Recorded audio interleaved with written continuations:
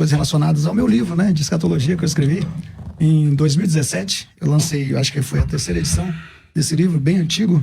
E ele fala algumas coisas bem interessantes. Algumas pessoas já até citaram algumas coisas aqui. Primeiro, que ele fala que a Bíblia nunca fez referência ao pós-tribulacionismo. Nada disso. Segundo, ele fala que Apocalipse é dividido de uma maneira estratégica. Apocalipse capítulo 1, ele fala do passado, as coisas que viste. Capítulo 2 e 3, ele fala das coisas que são. E de 4 ao 22, ele fala do futuro, as coisas que hão de ser, né, pastor? O pastor conhece mais. Depois do capítulo 3, a igreja nunca é mencionada, né? Em Apocalipse 4, os 24 anciões são símbolos da igreja, já estão no trono antes de começar a tribulação.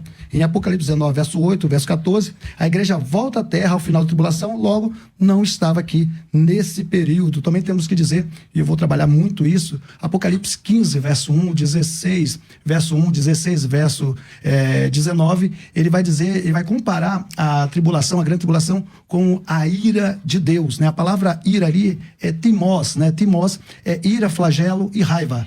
E nós sabemos que vários textos, né? Romanos 5:9, João 5:24, 1 Tessalonicenses 1:10, e tem algo bem interessante aí, que ele vai dizer que Deus vai nos livrar da ira futura. E eu até queria saber como o pastor César sairia dessas questões, né? E por mais interessante ainda, é que na página 85 do meu livro eu escrevo algo bem interessante, que se a igreja passasse pela tribulação, todos teriam, pastor, que se sujeitar ao anticristo.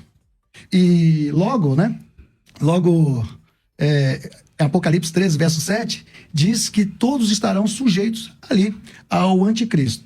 Então, nesse caso, como Jesus é o cabeça da igreja, ele também estaria sujeito a essa questão, e eu queria saber também do pastor César como ele sairia. Então, temos um texto-chave, né, que é o texto que eu já vi o pastor César trabalhando com outros prés, e eu queria ver aqui ele trabalhando comigo aqui essa questão, né? Estou chamando ele para rir aqui, né? Estou desafiando o homem. Que é Apocalipse 3, verso 10. Como guardaste a palavra da minha paciência, eu também te guardarei da hora da tentação que há de vir sobre todo mundo. Então, esses textos nós vamos trabalhar. Você ainda tem mais 1 minuto e 20. Mais 1 minuto? Então vamos lá. Então, tem vários textos, né? Tem a questão das voltas, né? Que eu quero trabalhar também. Dos santos, né? O pastor trabalha muito bem essa questão dos santos, e eu acho magnífico. E tudo aquilo que foi remontado já pelo pastor César aqui, a gente quer dar recapitular tudo e voltar para essas questões, a gente trabalhar mais um pouco dentro daquilo que eu faço de melhor, né? No meu conceito, que é a exegese, né? Você trabalhar com os textos originais, trabalhar com contexto, né? Trabalhar com intertextualidade, com linguística, para você ter uma exegese apurada, né? Eu sei que o pastor é reitor de uma faculdade, é professor de hebraico, professor de teologia, e ele não vai se importar aqui que nós trabalharmos a língua grega e outros idiomas mais aí que competem a nós. Muito bem. Pastor César, o senhor ouviu atentamente a posição do professor Leonardo, e por que o senhor entende que a igreja passará pela grande tribulação? Obrigado pelo carinho e pelo respeito. Eu entendo que a igreja passará pela grande tribulação porque Jesus Cristo disse. Em Mateus capítulo 24, ele disse assim, versículo de número 2, os discípulos perguntam a Jesus, ele fala, aqui não vai ficar pedra sobre pedra que não seja derrubada. No verso 3, os discípulos perguntam assim, quando acontecerão essas coisas? Que sinal haverá da tua vinda? Qual é o sinal da tua vinda e do fim dos tempos? E aí Jesus começa a dar esses sinais, respondendo no próximo versículo. Olha, ninguém engane vocês. Muitos virão em meu nome, dizendo eu sou o Cristo, e enganarão muitos. Vocês vão ouvir de guerras, rumores de guerras, tal. Versículo 9. Então vos hão de entregar para seres atormentados e vos matarão. Vocês serão odiados de todas as nações por causa do meu nome. Aqui vai aparecer lá na frente a palavra escolhidos, né? Que é uma das perguntas que o pastor Leonardo disse que gostaria de me ouvir falando. A palavra escolhidos aqui, o eleitos, a palavra eclectos, né? Esses eleitos, eles são aqueles que são odiados pelo mundo por causa do nome de Jesus. Em algum cenário, isso combina com judeu? Não. Judeu não é perseguido por causa do nome de Jesus. Judeu nem crê que Jesus é Deus. Judeu nem crê que Jesus é o Messias. O judeu profissional, o judeu que pratica o judaísmo, o praticante do judaísmo, vale lembrar que judeu é uma coisa, israelita é outra coisa, né? Israelense é outra coisa. Judeu é quem pratica a religião judaica. o praticante da religião judaica, ele se define como judeu e não aceita que Jesus Cristo seja o Messias que eles aguardam. Quem, sendo judeu, aceita que Jesus Cristo é o Messias, naquele momento ele deixa de ser judeu e passa a fazer parte da igreja. Ele é cristão agora. Por quê? Porque ele aceita que Jesus Cristo é o Cristo. Quem aceita que Jesus é o Cristo é cristão. Então Jesus Cristo disse que os seus servos seriam entregues à morte, atormentados, mortos, versículo 9, e odiados de todas as nações por causa do nome do Senhor Jesus, por causa de Cristo. E aí ele continua: nesse tempo muitos se escandalizarão, muitos se trairão mutuamente, mas aquele que perseverar até o final será salvo. Ele também diz que o evangelho vai ser pregado. Como o evangelho vai ser pregado? Porque a igreja vai continuar pregando o evangelho. E aí, no versículo 21, Jesus diz assim: haverá uma grande tribulação como nunca houve nem nunca mais haverá. Se aqueles dias não fossem abreviados, ninguém seria salvo, mas por causa dos mesmos eleitos, dos mesmos ecléctos, dos mesmos escolhidos, aqueles que são perseguidos por causa do nome de Jesus, eles são perseguidos por causa do nome de Jesus, aqui no versículo 9, no versículo 10 a 14, a 13, aqui ele fala assim: por causa desses eleitos, desses escolhidos, desses que são perseguidos por causa do nome de Jesus, aqueles dias serão abreviados, senão nenhuma carne se salvaria. Mas por causa dos eleitos, dos ecléctos, dos salvos, então esses dias serão abreviados. E aí ele vai continuar falando que aparecerão falsos cristos e falsos profetas, enganariam muito, inclusive alguns dos eleitos, dos ecléctos, né, dos escolhidos.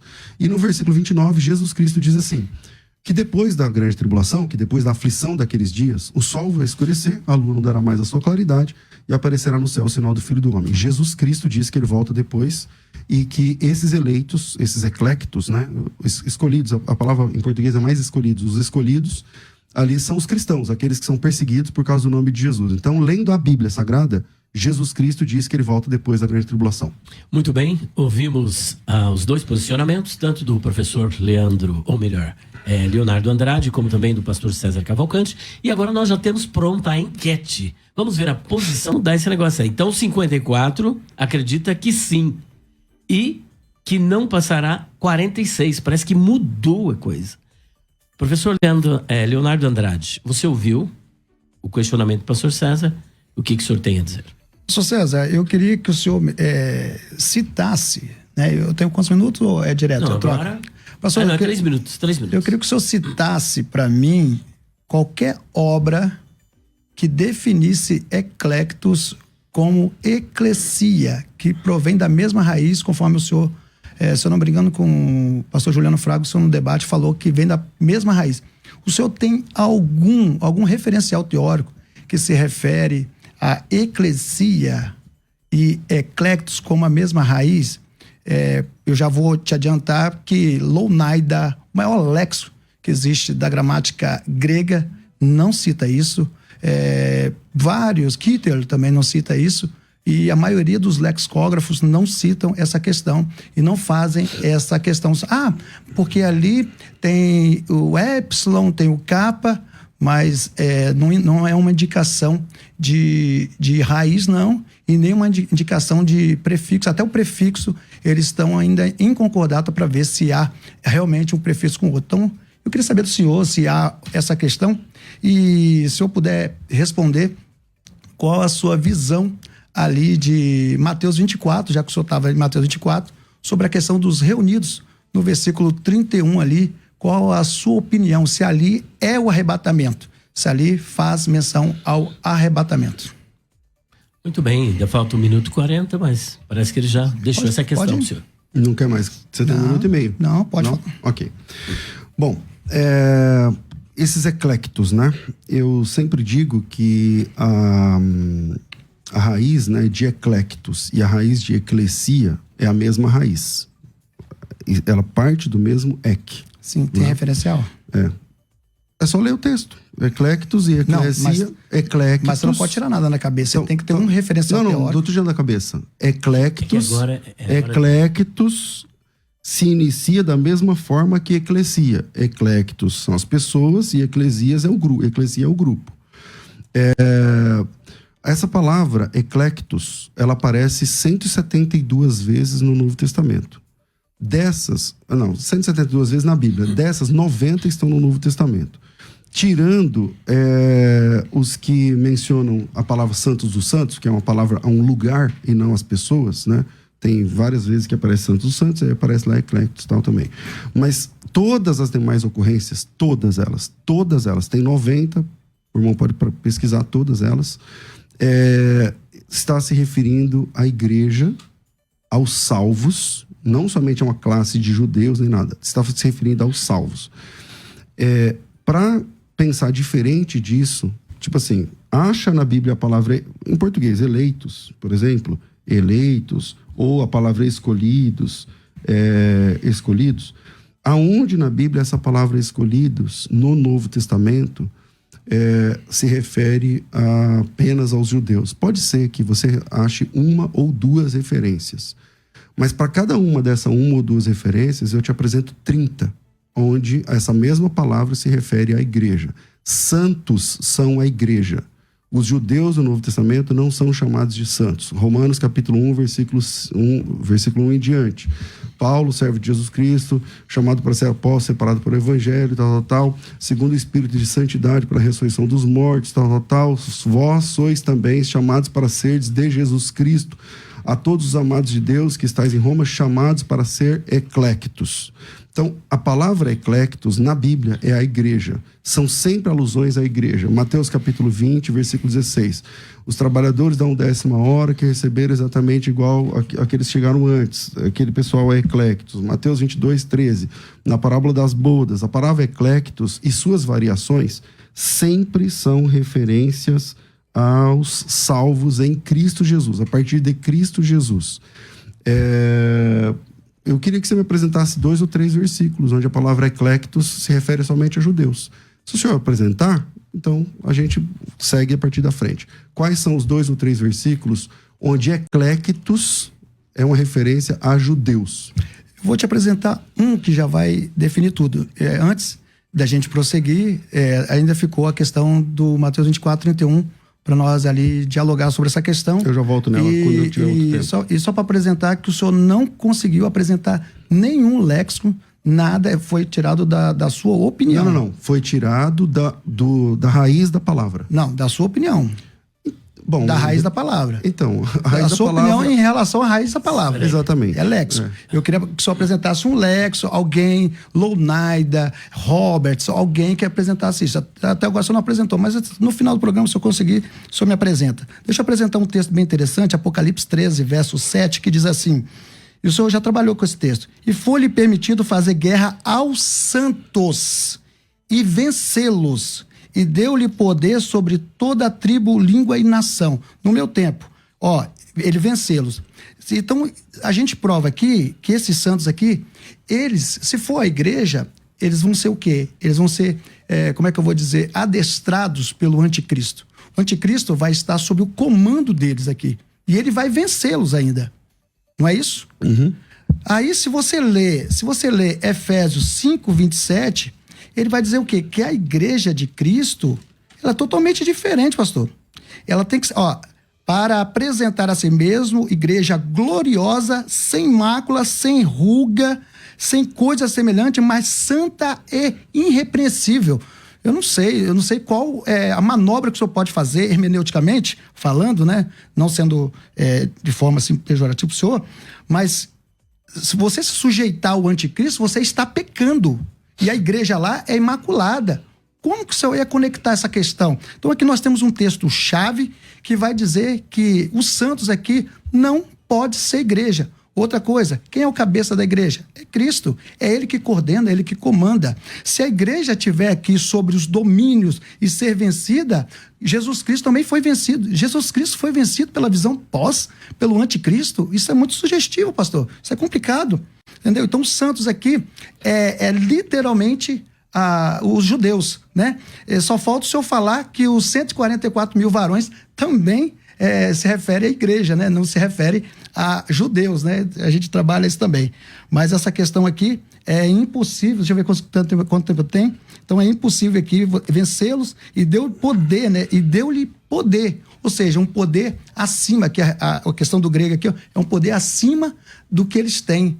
Então, a igreja, ela tem menos poder com Cristo como cabeça? É impossível, pastor, é impossível fazendo uma análise com Efésios 5:27. Só fazendo uma manobra hermenêutica aí para sair dessa. Mas fica à vontade. Muito bem, pastor César, agora é a sua vez. A manobra é ler o texto. A manobra é somente ler o texto bíblico. Leia o texto. Tá bom? Então vamos lá. O texto não diz que aqueles que foram vencidos pela besta e tal, se sujeitaram a ele. Então, primeiro erro seu é na leitura bíblica.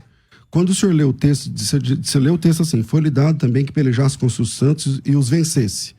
E deu autoridade a cada tribo, língua, povo e nação para adorar a besta. Ok. Aí você diz assim: eu li errado, então? Leu.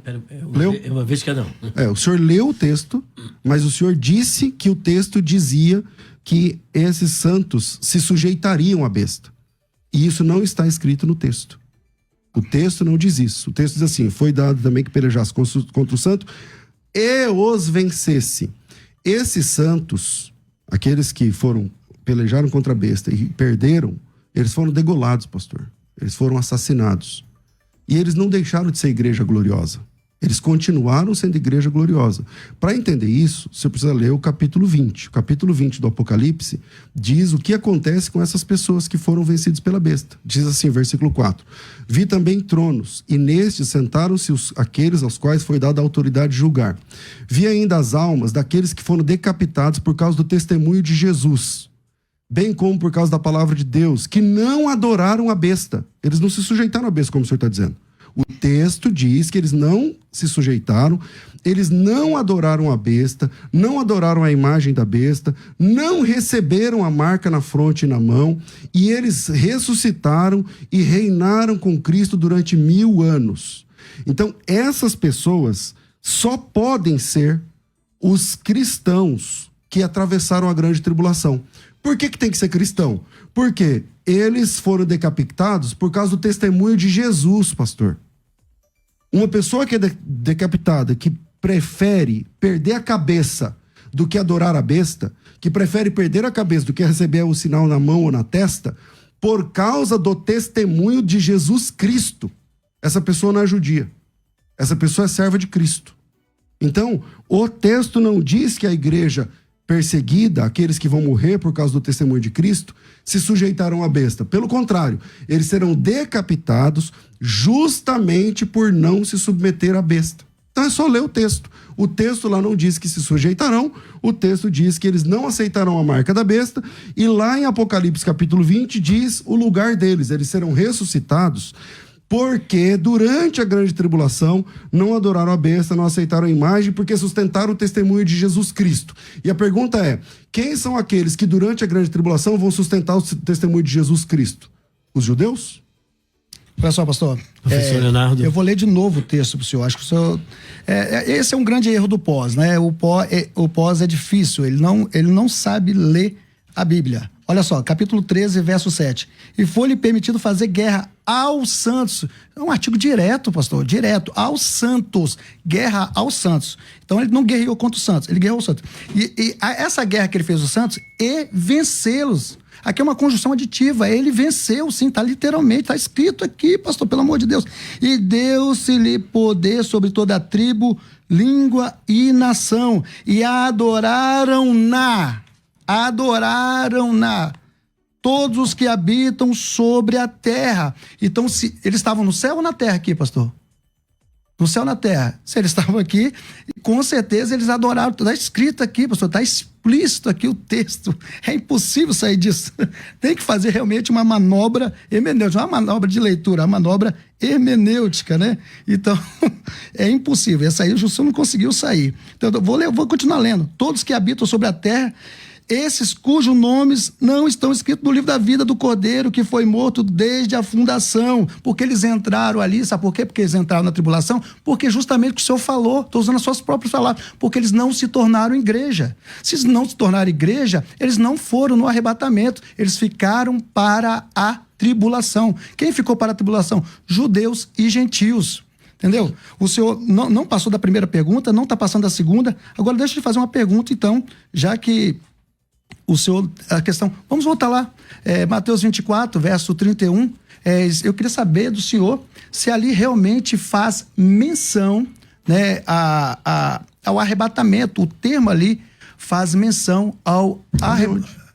Mateus 24, 31, a palavra, quando fala recolher, né, ajuntar, depende da tradução, ali, aí eu queria saber do senhor, depois do senhor trabalhar essa questão, né, e foi muito, essa resposta sua foi bem interessante, porque é totalmente desconexa, né? A igreja que se apresenta pura, imaculada, ela não pode estar sujeita de forma alguma à raça Satã.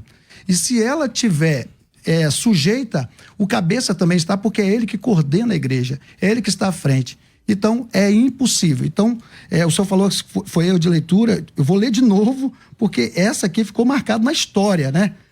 13, verso 7. E foi-lhe permitido fazer guerra aos santos, artigo definindo quem? Santos, a palavra santos.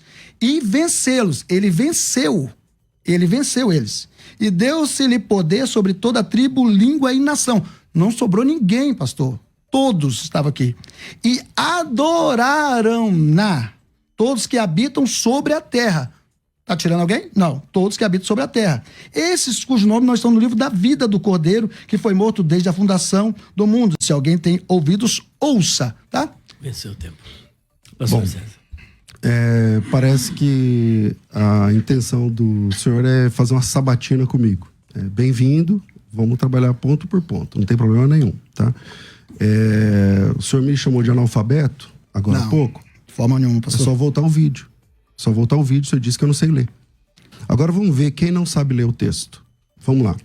Eu não acho que o senhor é analfabeto. Então, vamos lá. O texto diz assim: foi-lhe dado também que pelejasse contra os santos. Quem são os santos? Aqui é judeus. Tá, são salvos? Judeus. São salvos? Pastor, São salvos ou não? Existe várias não, sem classes enrolação, de salvos. são salvos ou não? Existe várias classes de salvos. Tá bom, e eles são de alguma? Vem cá, Abraão foi salvo? Eles fazem parte de Abraão alguma? foi salvo? Bom, parece que o senhor não vai continuar, então vamos lá. Não, se Abraão foi salvo, existe salvo no Antigo Testamento, salvo no Novo, judeu salvo, existe. Eu só perguntei se esses santos aqui são salvos ou não. Entendeu? É difícil falar? Não são salvos? Existe várias são classes salvos ou não? Existe várias classes de salvos. Legal. E esses daí, desses santos, são de alguma classe de salvos? Sim. Ok, então são salvos, certo? Sim. No nome não estava escrito. Então calma aí. São salvos ou não são? O nome não estava escrito. Então são perdidos? Entendeu? Alguns sim. Então, os santos aqui são perdidos ou salvos? Eles têm que se salvar. Eles têm que se salvar? Sim, através claro, do quê? da sua vida. Ah, eles são salvos sem Jesus? Claro! Eles são salvos pelo sangue deles? Não. Eles são salvos pelo quê? Não, eles têm que dar a sua vida, porque agora não é mais pelo Espírito Santo. Eles vão dar a sua vida para quem? Agora eles têm que dar a vida para quê? Para ser salvo. Tá, então quem der a vida por eles, então a pessoa se salva, é isso? Não é dessa então, forma. Quem salva você tá eles? entendendo? Você já foi pré, você sabe o que eu tô falando. Não, calma aí. Quem Entendeu? salva eles, pastor? Não. Quem salva eles, quem salva toda a humanidade é Jesus Cristo. Tá, e esse pessoal aqui então agora, é de Cristo? Não, é porque eles não aceitaram o sangue de Jesus. Então voltando aqui no meu tempo. É diferente. Então vamos lá. Eu tô sendo acusado de ser analfabeto. Não, para, pastor. Mas todas as pessoas... Sem saudosismo. Saudosismo? Não, Não tô com vamos saudade de continuar. nada aqui. Então assim, mas todas as pessoas que estão acompanhando esse bate-papo estão vendo a condição de quem está lendo o texto. O texto diz assim, ó: foi-lhe dado que pelejasse contra os santos. Eu também concordo que esses aqui são salvos. Só que para ser salvo tem que ter Cristo. E os vencesse. Ele, a besta, venceu os santos aqui nesse assunto. Aqueles santos naquele momento foram vencidos. Ponto. Deu agora autoridade sobre cada tribo, língua, povo e nação para adorá-la aqueles que habitam sobre a terra, cujos nomes não estão escritos no livro da vida. Tem dois grupos aqui. Um é os santos. O outro grupo, aqueles que não têm o nome escrito no livro da vida. Quem adorou a besta, pastor? Não foram os santos. Quem adorou a besta foi aqueles cujo nome não está escrito no livro da vida. Ora, meu Deus do céu, só lê o texto. Pastor, então o texto está disponível. Se o senhor disser que esses santos são o mesmo grupo, então o senhor está dizendo que eles são salvos através do sangue deles mesmos. Aí nós temos um problema de teologia básica. Quem é que salva? A pessoa... Eu já fui pré-tribulacionista, como o senhor disse. Nenhum pré-tribulacionista acredita que um homem se salva por ele mesmo. É a primeira vez que eu tô vendo. É o senhor que tá fabulando isso aí. Eu que tô? Então é só voltar o vídeo e assistir. Só que agora nós vamos em frente. E é sempre bom manter nesse debate a cordialidade. Baixar um pouquinho mais, professor Leonardo. Da minha parte, sem eu as tô sendo ofensas. cordial. Tá, isso é. O ad hominem não vai caber aqui. É argumentação, é exegese, é explicação, porque senão fica muito tenso. Lá do lado de fora, quem está olhando, fala, meu Deus, né? Então vamos só manter a cordialidade. Nós vamos para o break e daqui a pouco nós voltamos com mais debate musical.